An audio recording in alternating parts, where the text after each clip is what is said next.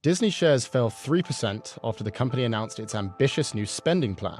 In the next 10 years, it will invest $60 billion in its parks and cruises business. That amount is double what Disney spent on parks and cruises over the past decade.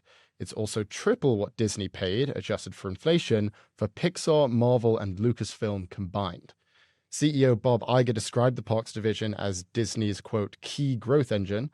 He's already increased investment in the Paris and Hong Kong parks and plans to add 3 more ships to the Disney Cruise Line. Scott, the market didn't like this. The stock fell and it was already sitting at a 9-year low.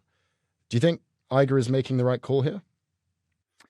So it's really interesting. I just got off a call. I got to listen in on a call with some Hollywood execs talking about a project that I'm involved in. And they think that the writer's strike is going to be, solved, or they're going to come to an agreement in the next 24 hours. And when this episode goes out, by the way, that may have already happened. There you go. So We're recording this on a Thursday evening.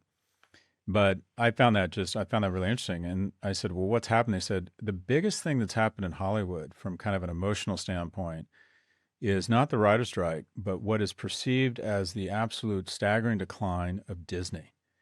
And that is, it feels like all of a sudden Disney is kind of threatened and going away. And Disney were always the smartest people in the room and just this icon of success and the elephant in the room. And overnight, it feels like all of a sudden they've been hobbled.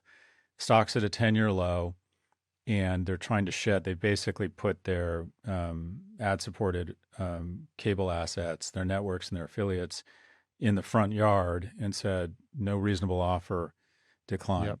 I think in terms as it relates to announcing a big investment in their parks, I think it's a great move. And I think of what Peter Drucker, the economist, the actually Austrian economist who taught at the Claremont McKenna, I think, and the first business book I ever read, I think it was called Observations of a Bystander. I love that term. Anyways, he said, invest in your opportunities, not your problems. And that always stuck with me. And here's the thing. We've been talking about, I think the operating profits at the cable affiliates went from like 10 billion to $5.5 billion. I mean, they're off like 46% year on year.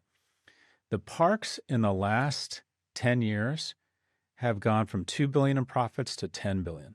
Mm-hmm. And in addition, let's just look at this strategically. Let's look at the 3 businesses that kind of Disney plans to be in. Let's ignore the cable assets. Let's assume they're going to be out of that business. They've basically said these things are for sale. And my guess is they're going to go in the next 60 days. But let's look at the 3 businesses they're going to be in. Parks. Okay. Sorry. Parks. I'm sorry?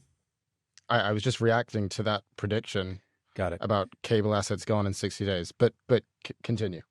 Let's look at the 3 businesses they're probably going to be in if they shed their cable assets. They're going to be in parks. They're going to be in movies or movie production. And they're going to be in streaming. Okay. Streaming, they have unbelievable assets. They were kind of rookie of the year 3 or 4 years ago, got off to a big start. The Galloway household loves The Mandalorian, WandaVision. It's hemorrhaging money because they're competing against Netflix and Apple and Amazon Prime, and everyone's playing, try and follow the leader into the rabbit hole of billions of dollars of expenses. And that big-eared rabbit with $17 billion ears is Netflix. All right. A growing business, but shit, it's expensive to play streaming. Let's look at movies. Very competitive.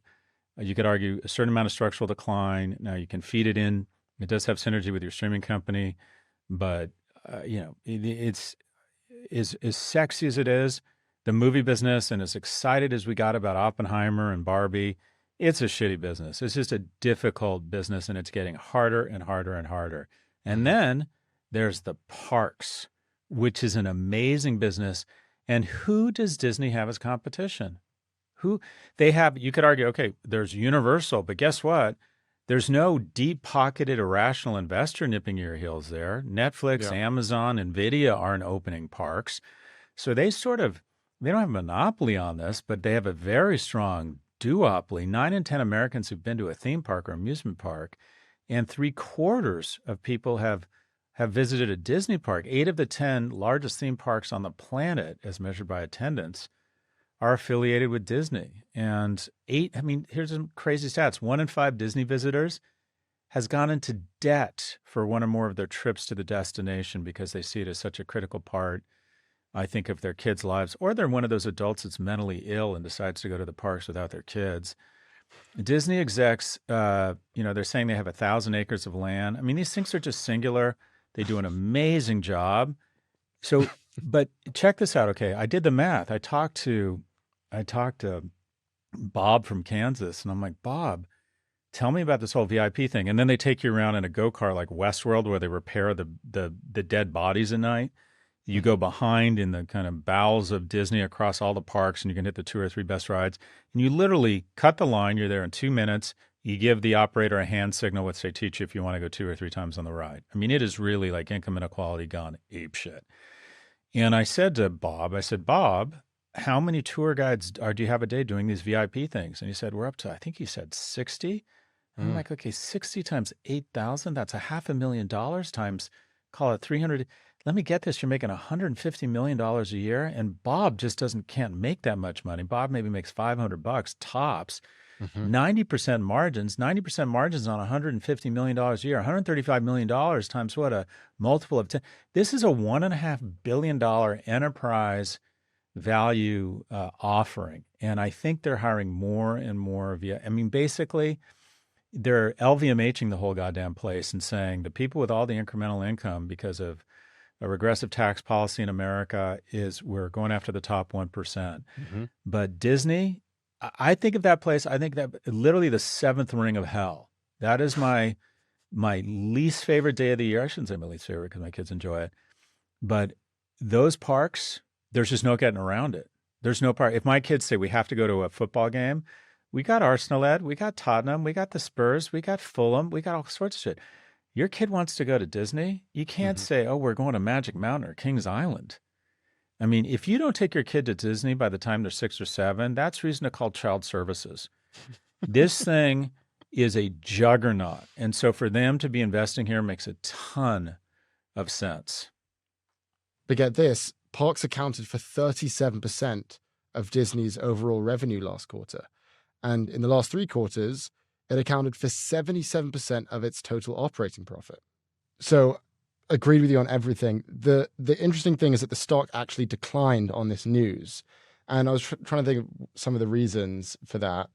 And, the thing that I think that people might be reacting to is the fact that maybe the success of the parks are dependent on the continuing production of existing strong IP, which Disney has completely fallen short of in the last few years. I mean, you look at the movies they've released in the past year, Little Mermaid, reboot, Pinocchio, reboot, Lightyear, prequel, Avatar, sequel. I mean, the list goes on. Don't you think Disney needs to also start pulling its weight in terms of creating original iconic content like it has done for the past several decades? Or do you think it's acceptable to continue relying on its existing IP to continue to drive growth that they're seeing at the parks? Well, this is the challenge that every CEO faces, and that is to what extent do you make forward-leaning investments that will pay off in the future versus trying to harvest profits in the short term. And essentially, there's so much short-term pressure on these guys, especially in a media market and the movie market that's gotten increasingly difficult. Yeah. And it's not just Disney. It's Mia put together some amazing data for me showing that in 2022, I think 7 of the 10 biggest movies were not original IP. I mean, basically, it's like, okay, let's put the Batman tights on him again and call it Batman 9, Batman 9, even darker Bruce Wayne, or whatever. Or let's have the Joker be a fucking psychotic now. I mean, so the whole industry said, okay, we can go with something original and new. And be clear, the actors and the writers and the artists all want to do that. And the studios go, no, we'll just go with Chris Hemsworth playing Thor in Rangoon, Thor 44. That's just a better bet. So, and also the consumer isn't saying, give me independent films.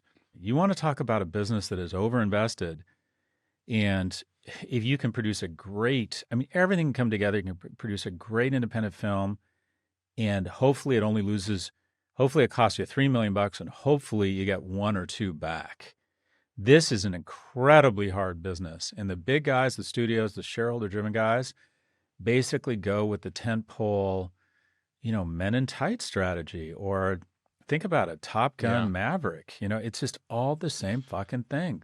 Numbers Yeah. 3. Look at how many Toy Stories did they did? How many Shreks did they do? And No, it's insane. so they do come up. I mean, they did come up with Frozen. Elemental got off to a slow start, but now I think did pretty well. You don't need to worry about any of this. You shouldn't even be talking about this shit, because at some point you're going to have to take your kids to this stuff. And again, it's the 8th ring of hell when you have to take your kids to see.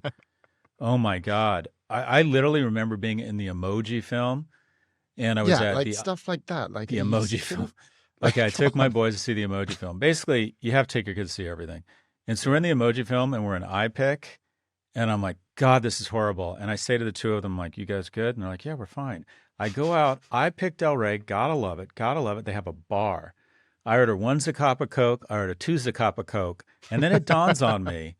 And I hadn't eaten lunch. And I'm like, Jesus, I saw it. I'm like, I'm a little bit fucked up. And I thought, okay, I'm at the movie theater with my young boys, and I'm supposed to drive home, and I'm too deep in cocktails in a movie. I'm like, this is literally child services time. So I rolled back into the theater and ordered some greasy food and just made sure that I was good to drive. 2 hours later, of course. But anyways, that movie was enough to like risk child services for me. I'm like, Yeah. I cannot handle this. I cannot be inside this movie theater. So But you took anyways, them to Disneyland, so you're good. no, but Disney, when's the last time you were at a Disney park? I went once when I was like maybe like 7. Yeah. So so wait, you're 14 now. So you haven't been in 7 years. So there's no reason for you. Here's the thing. You should just keep practicing having children. And then once you have them, you will go to Disney. There is no reason for you to ever go to I can't Disney. wait. No reason at all.